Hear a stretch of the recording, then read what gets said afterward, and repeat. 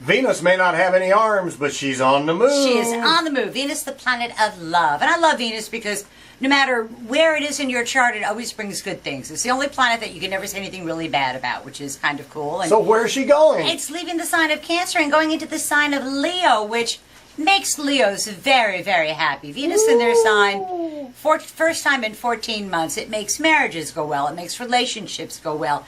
It shows the Leo the love. Which it really has not felt in quite some time. So that's a very cool thing. I'm loving that. Yeah, Donald Trump will be happy about that because his rising sign's Leo. It'd be nice for him to feel the love, I think. Woohoo! Yeah, for him. For Virgos, they have to be really careful with this Venus. Venus is in Leo. It's behind their sign. It's in their 12th house. And they have to really be careful not to get into something that cannot stand the scrutiny of the light of day. That kind of thing. It's kind of behind the scenes kind of action.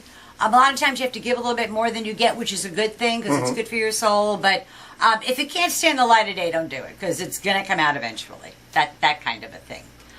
So use it to help people less fortunate than yourself, Virgos. For Libra, it is in their 11th house of hopes, wishes, goals, and objectives. And it's good for Libra because Libras get to tap their male friends on the shoulders and say, hey, I need your help with this. Can you help me out with it? And they will then achieve a long-standing hope, wish, goal, or objective. And maybe something they've been working on for 14 months or so. So you want to make sure you ask your well-placed friends and then be grateful when you do. For Scorpio, it's in their 10th house of career and public standing. Scorpio gets the opportunity over the next maybe 4 weeks or so to rehabilitate their professional position a bit. They've had a fairly rough go of it, and they've been kind of laying the foundation for that. But now they find out over the next 3 or 4 weeks or so whether or not that was effective professionally. So, and the other thing is, do not fight the powers that be. You have to acquiesce to them. For Sagittarians, it's in their 9th house of law. Legal matters, educational matters, important matters at a distance all go very, very favorably for the Sagittarian. And the Sagittarian really hasn't had that experience for about 2 years. Things going very favorably for them. So this is a transit that they should actually look forward to. And if they have to go and beg for mercy, do it in person because you get the very best result when you do that. For Capricorns, it's in the 8th house of other people's resources flowing your way. It's a good time to ask for a raise. It's a good time to capitalize on an existing investment. It's a good time to maximize an existing resource. And people are more than willing to help the Capricorn out financially. So you have to like that if you're a Capricorn. For Aquarians, it's in their 7th house of partners. And that puts the emphasis on what your partner needs, what your partner wants, and things that the partnership can do together. It pours oil on rough waters to smooth them if there's that been going on.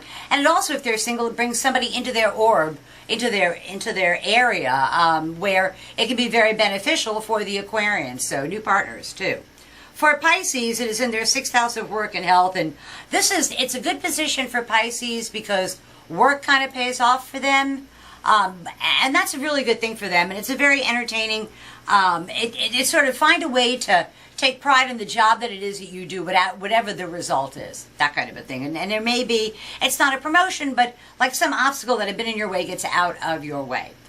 For Aries, it's in their 5th house of love affairs, children, sports, amusements, pleasures, anything fun. New love shows up for Aries. Old love shows up for Aries. It's all about Aries really feeling the love from the people and the things that they interact with. And something that is a child of their mind can come to be over the next 4 weeks or so. For Tauruses, it's in their 4th house of home, and they really want to beautify their home, solidify their home, do something. They just want to stick a little closer to home rather than going out into the world. They want to make sure that that place is safe and secure and good for them to do whatever they need to do out of. And I also think something new comes to light that changes things at home in a very positive way for the Taurus, which is a cool thing. For Geminis, it's in the 3rd house of day-to-day living, and the pace of their day-to-day living picks up to warp speed with a lot of hit it and get it, short distance, short duration travel, and whatever the communication they've been waiting for anxiously arrives over the next 4 weeks or so, which is good news for them. For Cancers, it's in their 2nd house of money. It's a good opportunity for them to make money.